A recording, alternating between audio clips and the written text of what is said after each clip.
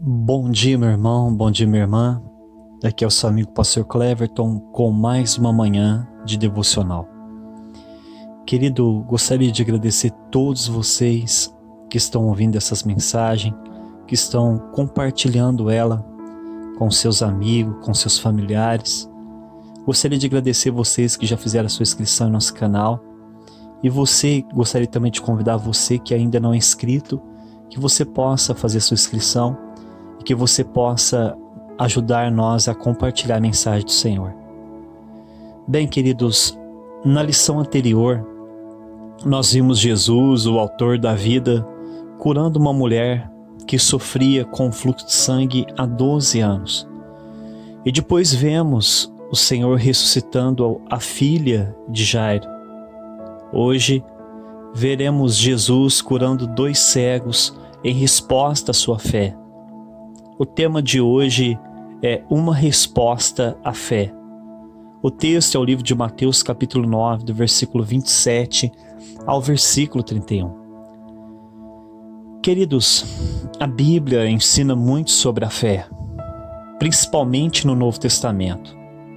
Nos Evangelhos, nós encontramos muitas passagens onde Jesus questiona a fé de alguns, repreende a falta de fé de outros e elogia a grandeza da fé de outras pessoas. Mas o que é a fé? Hebreus capítulo 11, versículo 1, define que a fé é a certeza das coisas que se esperam. Na Bíblia, na versão transformadora, Hebreus 11, versículo 1 diz que a fé mostra a realidade daquilo que esperamos e que ela nos dá a convicção de coisas que nós não podemos ver. Certo pastor americano disse na década de 80 que fé é acreditar naquilo que Deus diz em sua palavra e depois obedecê-la. Ou seja, quando eu creio que aquilo que Deus disse é verdade, então eu coloco a minha fé naquela palavra em prática. Por exemplo, a Bíblia diz no livro de Salmos capítulo 23, versículo 1, que o Senhor é o meu pastor e nada me faltará. Então, eu acredito que essa palavra vem de Deus e por isso ela é verdadeira. Então, eu descanso na providência do Senhor. Eu creio que Ele vai cuidar de mim e da minha família, pois um bom pastor sabe cuidar bem das suas ovelhas.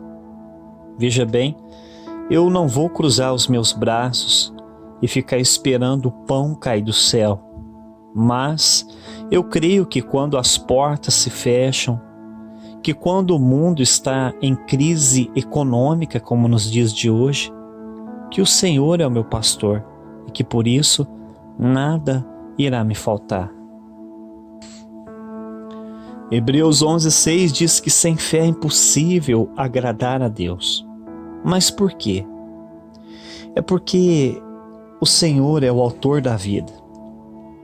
E por isso seria loucura de nossa parte desconfiar ou até mesmo duvidar de um ser tão poderoso como Ele. Nós podemos, queridos, contemplar a dinâmica da fé através da natureza. Por exemplo, você nunca irá ver alguns macaquinhos comendo as unhas, roendo unhas e com os cabelos brancos, morrendo de ansiedade.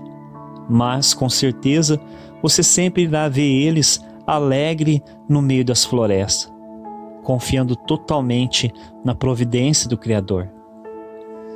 No texto de hoje, nós veremos Jesus questionando a fé de 2 cegos que pediam a sua cura. E por isso, podemos concluir que a resposta de Deus depende da resposta de nossa fé.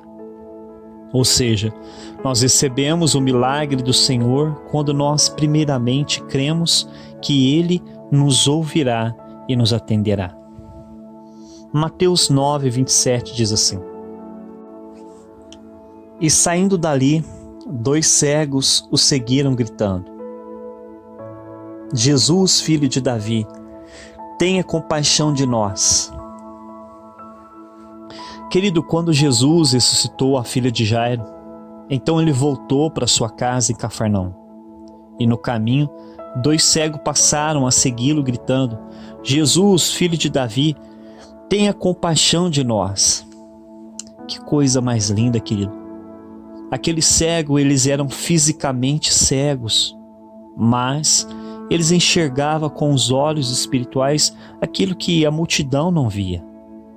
A multidão e os fariseus chamavam Jesus de filho de José, filho de Maria. Mas aqueles 2 cegos chamaram Jesus de filho de Davi. Literalmente, eles chamavam Jesus de Messias, pois o Messias viria da linhagem do rei Davi.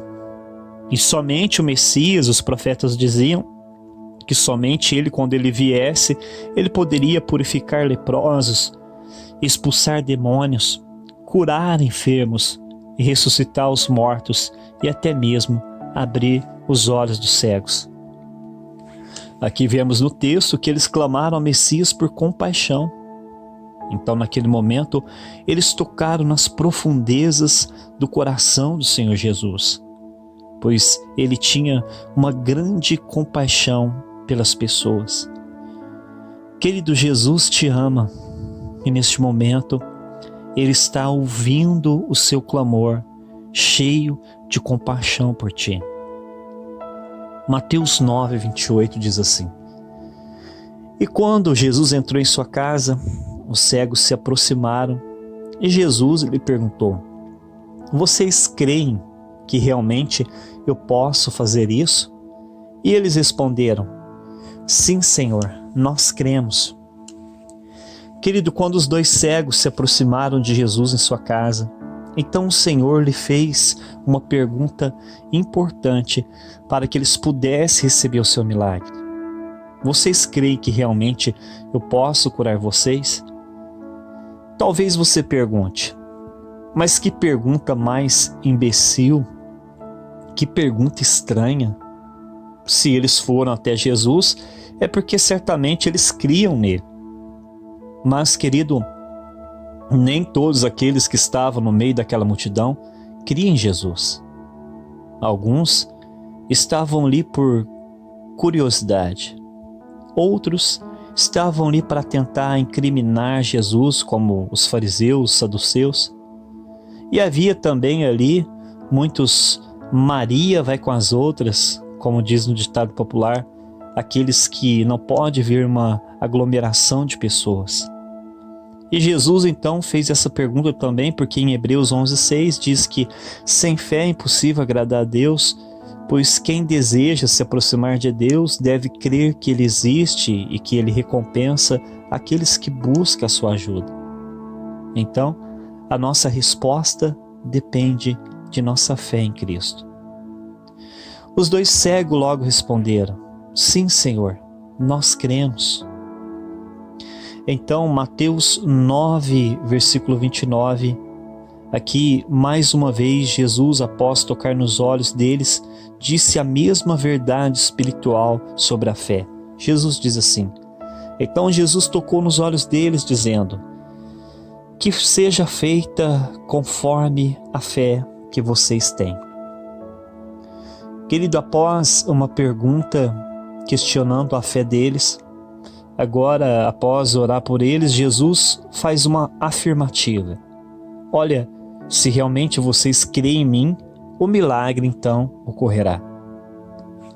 Querido, nós não podemos mudar os princípios de Deus, pois eles são imutáveis.